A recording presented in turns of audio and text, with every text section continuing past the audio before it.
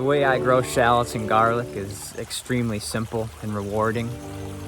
The soil type here is really sandy and rocky, but very mineral rich. The field is full of all different kinds of wildflowers and different clovers.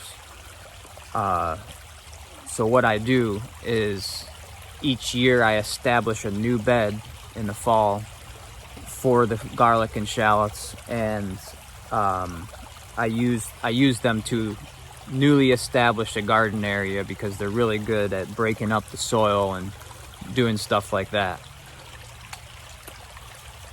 I don't ever amend the soil. I have put compost down before, but based on my experience, that really didn't make much of a difference. I did notice more greener leaf growth that year, but I didn't notice any significant change in yield or anything like that. How I do it is I prepare the area, I put the bulbs in, and then after about a week or two, I like to mulch them down. The garlic, which I'll talk about in another video, I mulch a lot heavier than the shallots.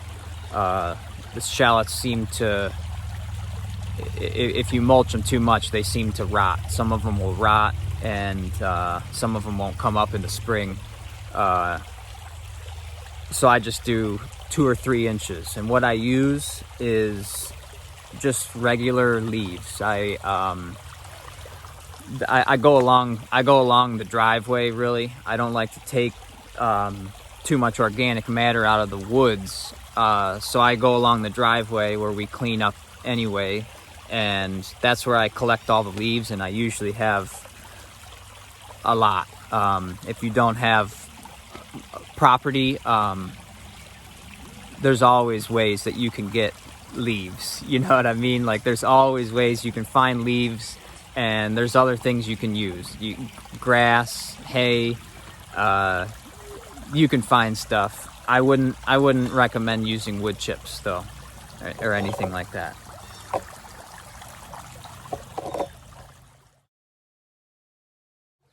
Last year I had a bunch of millet, quinoa, oat, and wheat stalks that I used to mulch some of the shallots, and it worked really well. But like I said, I do prefer using the hardwood leaves.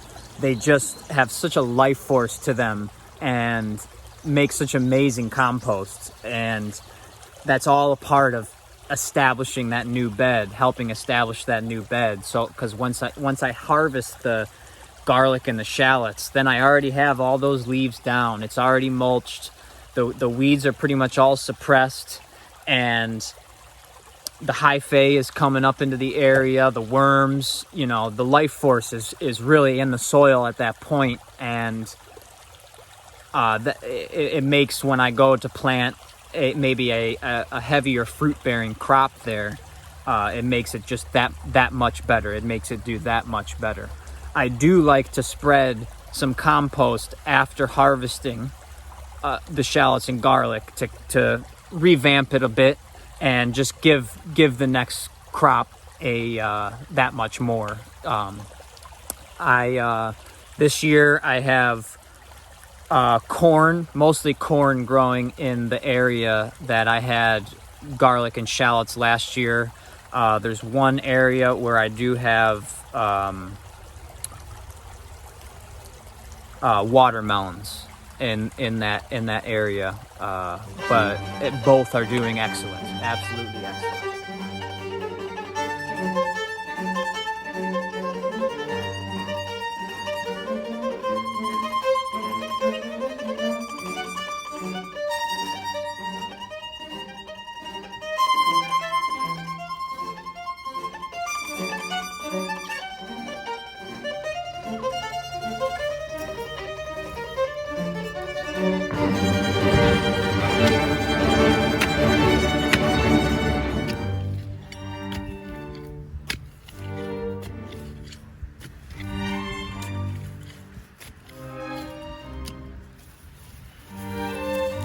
Shallots are some of my favorite of all the alliums.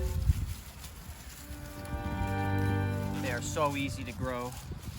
The yields are just amazing, and they taste wonderful. Rich in macronutrients and antioxidants. I like to eat them raw in salads. I love to pickle them, ferment them, and saute them too in stir fries and stuff like that. I always plant them outside my fence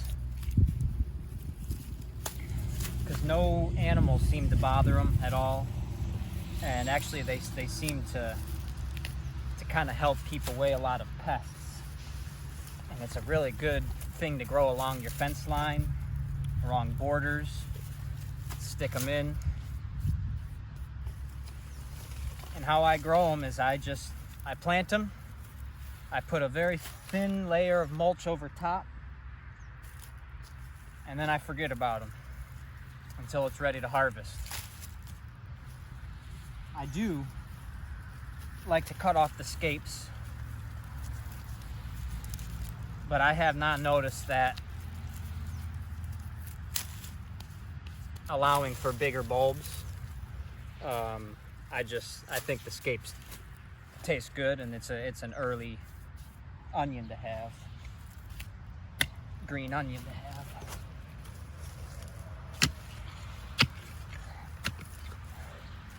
So these are dry farmed, and trust me, they did not get much water at all. I find that grows the most pungent, strongest tasting, most nutrient dense shallots. I also noticed that I get some incredible yields that way. When I've watered them in the past, I have never gotten such large clusters and large bulbs. As far as the mulching goes, I don't mulch them nearly as much as garlic. So like my garlic, you can see here, there's still some.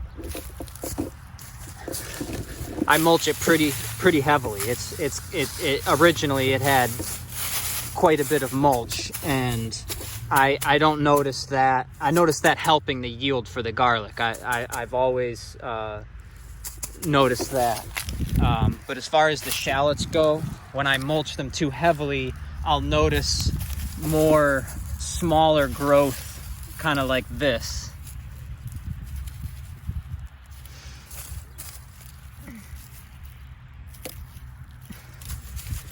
And we're looking for more big shallots, big clusters of shallots like this. We're looking for this.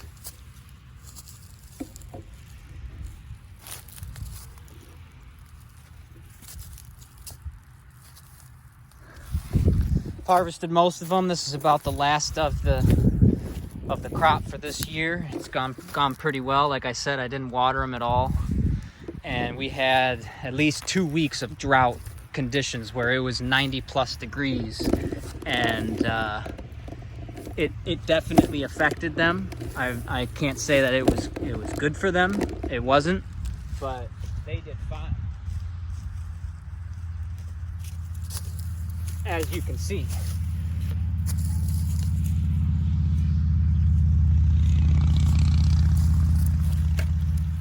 There's a motorcycle on the road.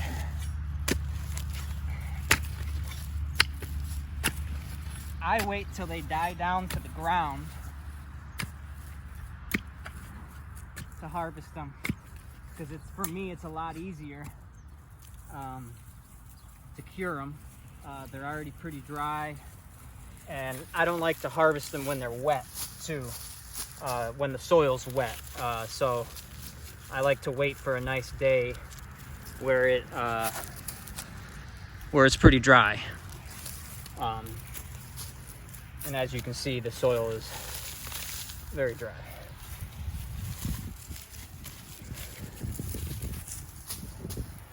So they're very prolific.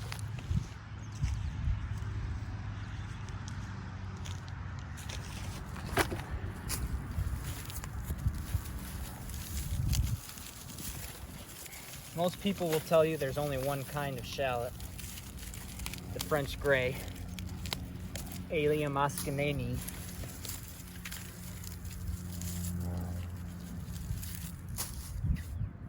But I also grow French red, which is a variation of Allium cepa, which is your average onion. Allium cepa aggregatum. And I gotta say that I enjoy those more than the French gray. They're bigger, they usually grow bigger, and I think they have a sweeter and spicier flavor. Just all over, more rounded flavor. I've grown shallots from seed, some different varieties I got from Baker Creek and Seed Savers Exchange. But I wasn't crazy about them.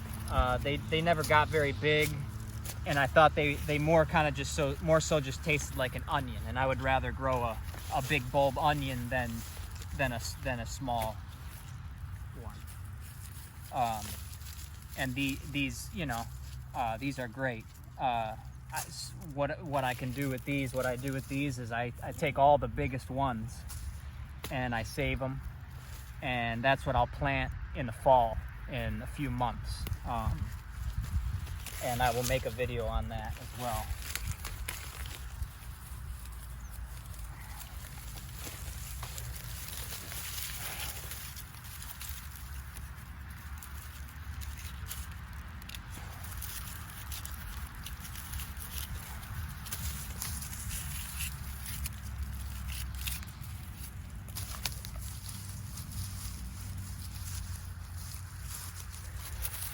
So as you can see, I have them outside of my fence, as well as the garlic, which will be harvested in about a week. I'm standing in a row where it was Korean red garlic, and I've already harvested that. This is German white, music, Armenian, and a few others. Chestnut red.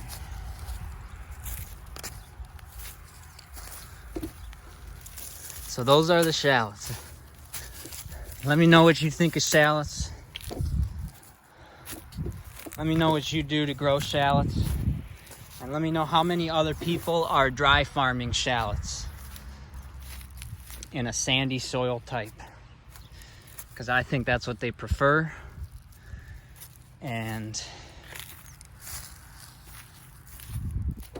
what they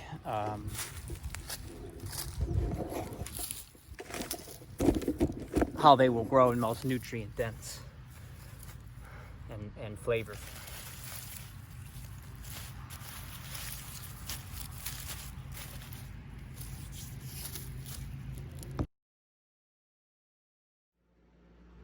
After harvesting the shallots, I bring them inside and put them on shelves like this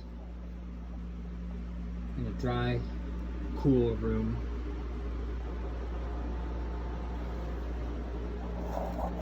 After about a month, then I can put them back into boxes or baskets and store them that way all winter. I still have shallots from last year that are not perfectly fresh, but are still in edible quality.